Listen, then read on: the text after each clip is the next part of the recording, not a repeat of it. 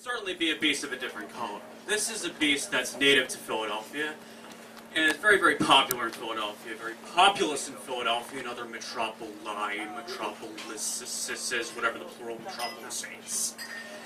It's a very, very infamous kind of beast, but combo, okay? Rather insidious, rather invidious, whatever else rhymes with insidious and invidious, okay?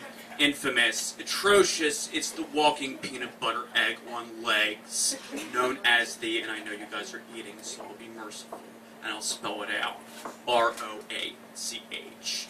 Okay, we're not going to go abroad for this one, we're going to stay kicking it in Philadelphia for this one. Well, at least starting there, they're going to South Jersey. In any case, I had gone to a school of good repute in West Philadelphia, but I wasn't really too crazy about it. It was an Ivy League institution, which shall remain nameless to protect this identity. Okay. In any case, I had some early encounters with these individuals, these organisms. I was in a bathroom. This isn't the story. This is the appetizer for the main course. Okay. And I was in a bathroom once. I was just hanging my own business. It's like the horse of one of these individuals walks in. Okay, I wanted to kill it, but I had fallen off of it first. It was that considerable. I had these things walking past me in the street, you know, like, could have been asking me for change. Those things are just that considerable.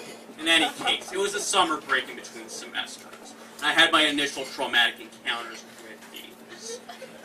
And I know this is kind of gross enough story, so I'll try to use some euphemisms. I was on my way in the facilities towards the porcelain-based human waste disposal vortex, okay? And I was going to take care of some business. On the sill, which is right behind this, is one of said peanut butter egg on leg individuals. Looking at me as to be like, what up, biatch, and things like that, and you can see kind of its face. I really freak out. I run to the other end of the house. I can't even remember if I recovered my apparel properly. Okay, I see this thing. It levitates into the air. It takes off. We're talking Shopper 6 Action News on this shit. It gets up straight into the air, levitates, starts flying towards me, makes a left turn, alright? Makes this turn.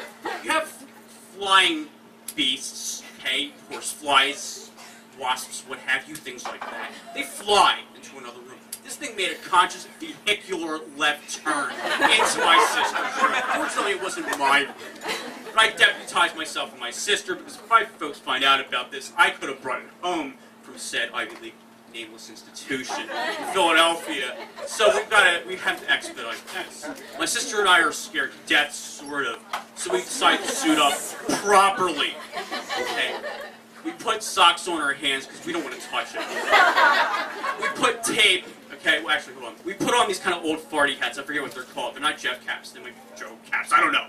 But they're like these woolen hats, okay? So they don't go, the item in question doesn't fly into our hair. Okay? Then we put masking tape on the end of the other, business end, I suppose, of the broom. Okay, to be able to try to handle it as best as possible. Okay?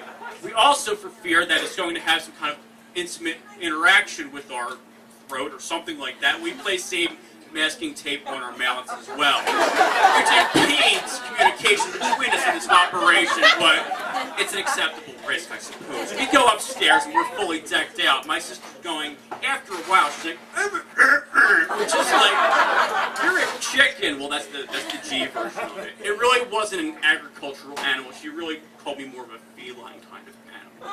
And she was kind of disappointed in my lack of courage, but I was building up. I was kind of getting character in this. I go into her room alone, okay? So then I see it.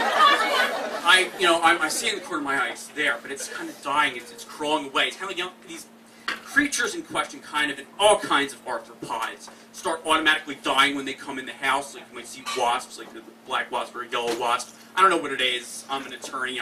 I teach composition on the weekends. What the hell do I know? But in any case, I don't know anything about extermination-related matters. Okay, so beyond that. In any case, I kind of let it go. I'm not really well versed in confrontation with these creatures.